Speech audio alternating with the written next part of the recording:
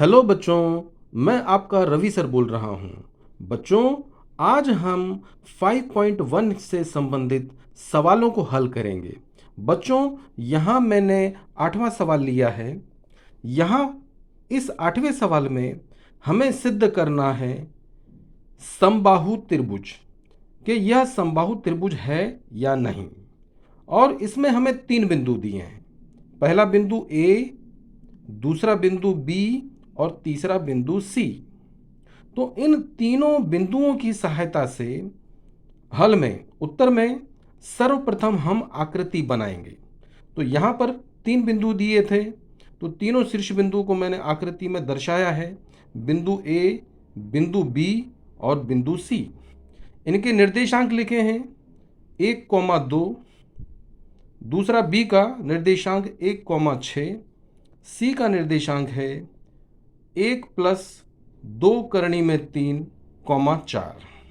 अब हमें सिद्ध करना है दूरी के माध्यम से। तो दूरी के माध्यम से इसमें कितनी दूरी आएंगी बच्चों? पहली दूरी आएगी ए बी, दूसरी दूरी आएगी बी सी और तीसरी दूरी आएगी ए सी। हमें समबाहु त्रिभुज सिद्ध करना है, अर्थात दूरी के माध्यम से यह तीनों दूरियों का उत्तर समान आना चाहिए। अगर तीनों दूरियों का उत्तर समान है तो यह समबाहु त्रिभुज है। अगर समान नहीं है तो समबाहु त्रिभुज नहीं है। चलिए दूरी के सूत्र से हम सिद्ध करें। पहली दूरी है ए बी। तो हम बच्चों 3 बिंदु दिए हैं, इसलिए डायरेक्ट सूत्र नहीं लगाएंगे, परंतु इनका मान रखेंगे। तो करनी में अब कैसे मान रखेंगे? ए बी लिया है बेटा बच्चों, तो ए बी में ये ए और ये बी, तो पीछे से ये बिंदु ए आगे का रहा, ये बिंदु बी पीछे से। तो पीछे से पहले बिंदु को पहले बिंदु में घटाएंगे। तो पहला बिंदु कौन है? यहाँ 1। घटाना का मतलब होता है माइनस। दूसरा यहाँ पर 1, यानी 1 - 1 का होल स्क्वायर सूत्र के हिसाब से। सूत्र में बीच में प्लस होता है तो प्लस लिखा।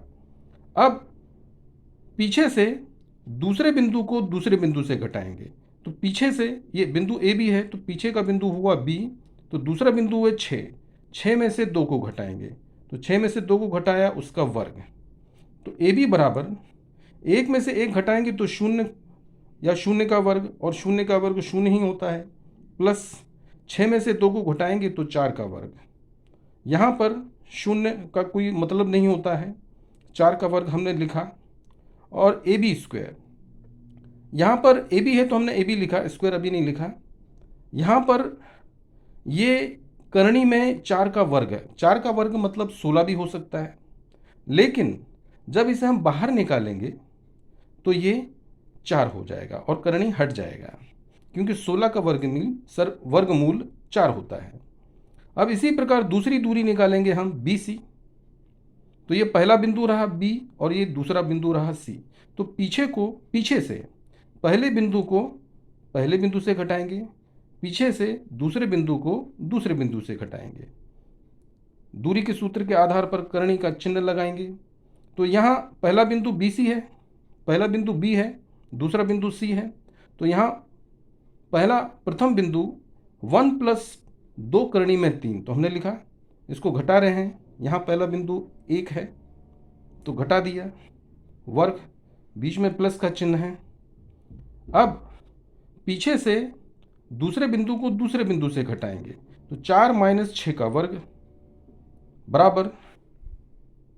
बच्चों यहाँ पर 1 प्लस में है और 1 माइनस में है, यानी 1 प्लस और 1 माइनस ये घट गया, 0 हो गया। तो बचा 2 करनी में 3। तो 2 करनी में 3 हमने लिखा, ऊपर वर्ग था तो वर्ग लिखा। 4 में से 6 को घटाएंगे तो -2 उत्तर आता है, वर्ग है तो वर्ग है, बराबर। 2 का वर्ग 4 होता है और करनी में 3 का वर्ग 3 होता है। तो 4 × 3, 4 × 3 12, माइनस का वर्ग प्लस होता है और 2 का वर्ग 4, जोड़ेंगे तो करनी में 16। बी सी 16 का वर्गमूल 4 होता है इसका। अब इसी प्रकार ए सी का ज्ञात करेंगे हम। तो पहला बिंदु ए हुआ और पीछे का बिंदु सी हुआ। तो पीछे से पहले बिंदु को पहले से पीछे से दूसरे बिंदु को दूसरे से घटाएंगे दूरी के सूत्र के सहायता से। तो AC में पहला बिंदु पीछे से कहाँ है? 1 + 2 करनी में 3 -1 का होल स्क्वायर, बीच में प्लस का चिन्ह। पीछे से 4 दूसरे बिंदु को दूसरे से घटाएंगे, दूसरा बिंदु 4 में से 2 को घटाएंगे और ऊपर से वर्ग। AC बराबर बच्चों ये 1 प्लस में है और 1 माइनस में, 1 कट गया तो बचा 2 करनी में 3, ऊपर वर्ग है तो वर्ग का चिन्ह लगाया, प्लस 4 में से 2 घटाने पर 2 मिलता है और वर्ग। 2 का वर्ग 4 होता है और करनी में 3 का वर्ग 3 होता है, तो 4 गुणे 3 12, 2 का वर्ग 4, इसे जोड़ने पर करनी में 16 और इसका वर्गमूल 16 का 4 होता है। तो इस प्रकार हमने तीनों दूरियों का उत्तर प्राप्त कर लिया है। अब हम देखें, पहली दूरी AB समीकरण 1 में है, दूसरी दूरी BC दूसरे समीकरण में है, तीसरी दूरी AC तीसरे समीकरण में है।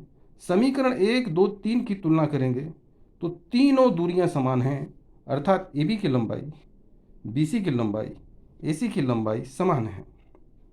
इसलिए त्रिभुज ABC एक समबाहु त्रिभुज है। तो बच्चों इस प्रकार हमें सवाल हल करना है।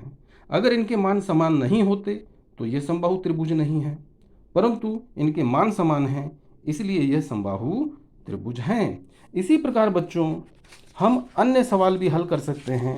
उदाहरण के रूप में मैं आपको बताना चाहूँगा, इसे आपको हल करना है क्योंकि मैंने आकृति भी बना दी है। आप दूरी की सहायता से कैसे दूरी ज्ञात करते हैं ये भी जान चुके हो, लेकिन थोड़ा आकृति समझाना चाहूँगा। बच्चों यहाँ 3 बिंदु दिए हैं PQR और हमें जांच करना है। जांच का मतलब होता है सिद्ध करना है कि यह समकोण त्रिभुज है अथवा नहीं। तो बच्चों यहाँ पर समकोण त्रिभुज हमें दत्त नहीं दिया है। अगर हमें बताया जाता कि यह समकोण त्रिभुज है तो हम यहाँ पर 90 का चिन्ह लगाते, और 90 का चिन्ह अगर हमें दिया है तो हम कारण में लिखते यह पाइथागोरस का प्रमेय है। परंतु यहाँ पर हमें दिया नहीं है, जांच करना है। जांच का मतलब होता है सिद्ध करना है। इसलिए जब हमें ये चीज़ें सिद्ध करनी है समकोण, तो वो उल्टा होता है, जिसे हम कहते हैं पाइथागोरस प्रमेय का विलोम। और उल्टी चीज़ में कारण हमेशा आखिरी में लिखते हैं। तो एक बात तो हम जानते हैं कि समकोण त्रिभुज की आकृति इस प्रकार होती है और हमें 90 का कोण नहीं दिया, इसलिए मैंने 90 का चिन्ह नहीं बनाया। 3 बिंदु दिए थे, 3 बिंदु हमने लिख दिए, इनके निर्देशांक लिखे। अब यहाँ पर दूरी की सहायता से हमें 3 दूरियां ज्ञात करनी है। पहली दूरी PQ, दूसरी दूरी QR और तीसरी दूरी PR। तो बच्चों हम जब ये तीनों दूरियां ज्ञात कर लेंगे, जैसे कि हम पिछली बार ज्ञात कर चुके हैं, तो PQ हमें यहाँ प्राप्त हो जाएगा, QR हमें यहाँ प्राप्त हो जाएगा और PR हमें यहाँ प्राप्त हो जाएगा। अब हमें देखना है कि सबसे बड़ी भुजा कौन है, क्योंकि समकोण त्रिभुज में सबसे बड़ी भुजा का वर्ग अन्य 2 भुजा के वर्गों के योगफल के बराबर होता है। तो यहाँ हम तुलना करेंगे, ये 4 है PQ की लंबाई, QR की लंबाई 5 है, PR करनी में 41 है, अर्थात PR ये सबसे बड़ी भुजा है। तो छोटी छोटी भुजा कौन है? PQ और QR। तो समकोण त्रिभुज में इनको वर्ग में लिखते हैं, अर्थात 2 छोटी छोटी भुजाओं का वर्गों का योगफल। तो 2 छोटी भुजाएं कौन सी हो गई? PQ और QR। इसलिए हमने 2 छोटी छोटी भुजाओं के वर्गों का योगफल लिखा। तो PQ का मान 4 था, तो यहाँ पर वर्ग है इसलिए 4 का वर्ग। दूसरी छोटी भुजा QR, इसे भी हमने वर्ग में लिखा, तो QR का मान 5 है, यहाँ वर्ग है इसलिए हमने 5 का वर्ग लिखा।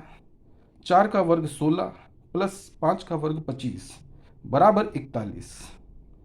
तो बच्चों हम जरा ध्यान से देखें कि 41 किसके बराबर आता है? PR, लेकिन यहाँ पर करणी का चिन्ह है।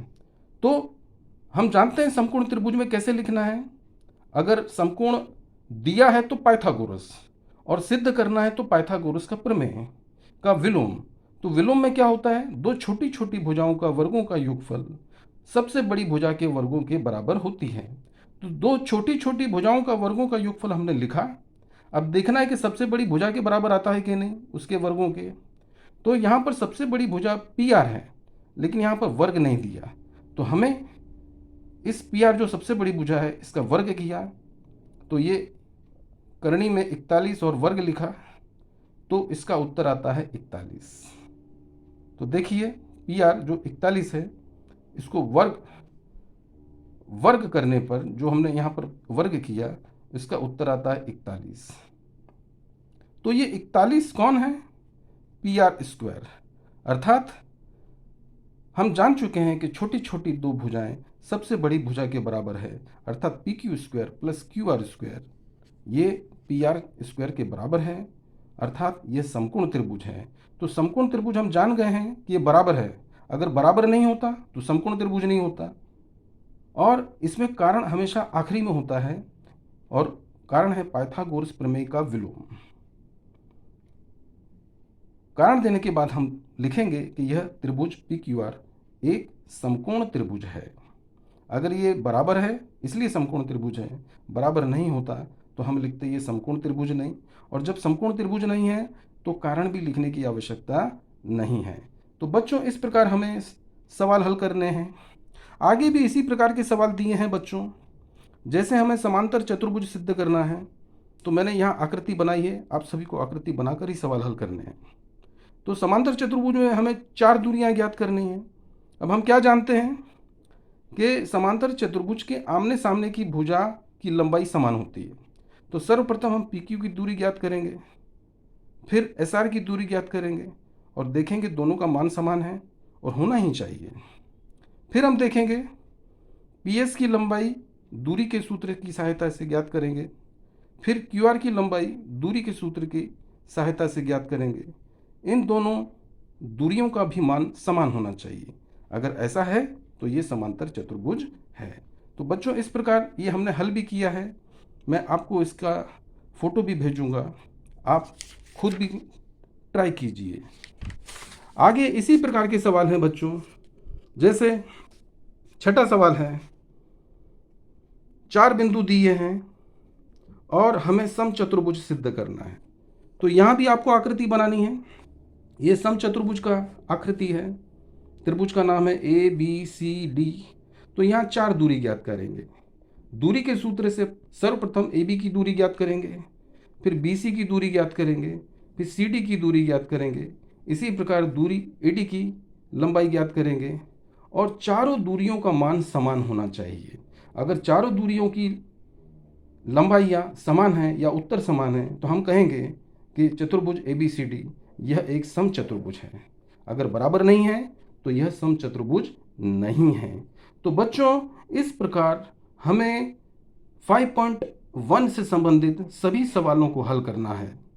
और मैं आप सभी को एक खुशखबरी भी देना चाहूँगा बच्चों, 5.2 से संबंधित कोई भी सवाल आपको नहीं पूछा जाएगा आपके एसएससी बोर्ड में। 5.2 को हटा दिया गया है। तो बच्चों इन सब सवालों को अच्छी तरह से समझो, अपनी कॉपी में लिखो और अपने ऑनलाइन ग्रुप में भेजिए। बच्चों आप लोग अच्छी तरह से काम नहीं कर रहे हो, मैं देख रहा हूँ केवल 4-5 बच्चे ही अच्छी तरह से काम कर रहे हैं। बच्चों आपको खूब पढ़ाई करनी है, आपको पास होना है, आपको आगे मेहनत करनी है और अच्छे मुकाम पर पहुँचना है। मेरी तरफ से आप सभी को बहुत बहुत शुभकामनाएं। अपने सेहत का ख्याल रखें, अपने परिवार का ख्याल रखें। All the best, thank you.